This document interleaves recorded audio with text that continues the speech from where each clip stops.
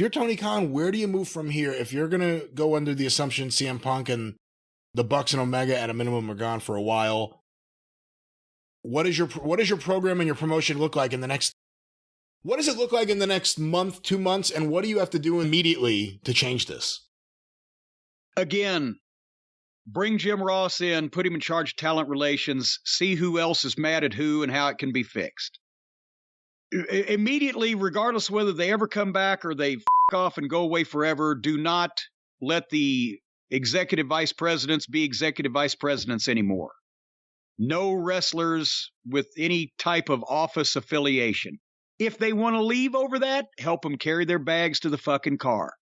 With Punk, yes, he's been pushed and coerced and instigated and provoked and etc., but still, you got to do something because he buried Tony at the press conference, saying all that in front of him. And of course, Tony buried himself by not doing anything about it when he heard it in private.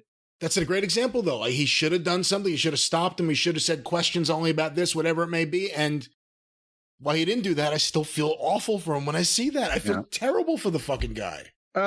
But Punk's going to be out for 8 months. So that's enough punishment right there, because he's punishing the company, and he sure ain't going to want to sit home and recover from another surgery. And also it's punishing the company because they ain't going to have Punk for ratings or goddamn buy rates. I would get, after I put Jim Ross on the case of trying to figure out who else in the locker room is going to try to strangle each other, and make sure that everybody's contracts that I want to keep for the future are not only written properly, but still have time left on them. Then I would get Jim Ross's and a few other people there, the William Regals of the world. I would get their opinion on which person or persons might be good to put together to start booking the show with absolutely no input whatsoever from Tony Khan.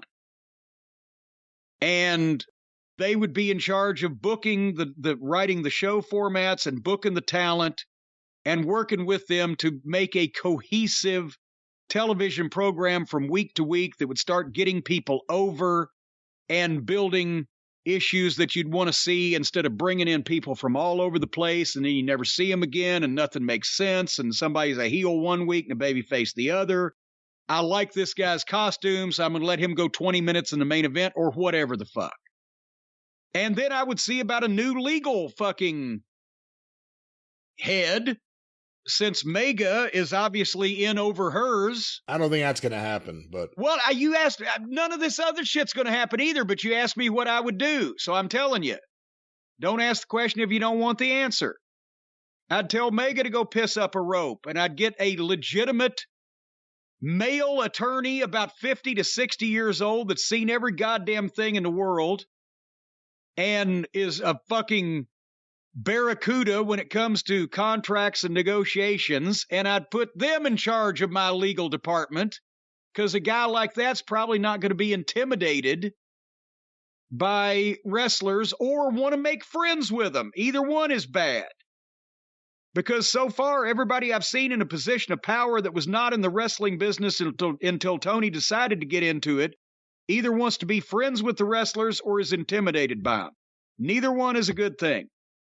So, once I'd revamped my talent relations department, and I'd revamped my booking team, and I had revamped my legal department to make sure that the fucking legal head is not with the people storming my top stars locker room, then I would go to the network and say, I've taken all of these steps to make sure that the shit show that happened a couple of weeks ago never happens again, especially while we're on your network. Because elsewise, what is he going to say? Well, I suspended everybody. Well, the horse left the barn before you did. What are you doing about it to make sure it doesn't happen again? That's what the network is going to say. And he's going to say, well, we're having a third-party investigation. What are you going to make sure, or what are you going to do to make sure it doesn't happen again? Well, we've suspended everybody, and I may not let them be EVPs anymore. They still going to be around. What are you going to do to make sure it never happens again? I've got a new head of talent relations. I've got a new creative team. I've got a new head of legal. I'm stepping back. Experienced people are in charge, and we're going to have a cohesive program from here on out with everybody either getting along or out the door. That's what you tell the network. But he can't, because he's not doing any of those things. I'm done. As the world turns, I'm done too. We'll be back on the drive-thru at some point. I hope you enjoyed this latest edition of the 9-hour experience. It's good to listen to on a plane if you have a long plane ride to go somewhere. Where are they going to? Fucking Auckland, New Zealand?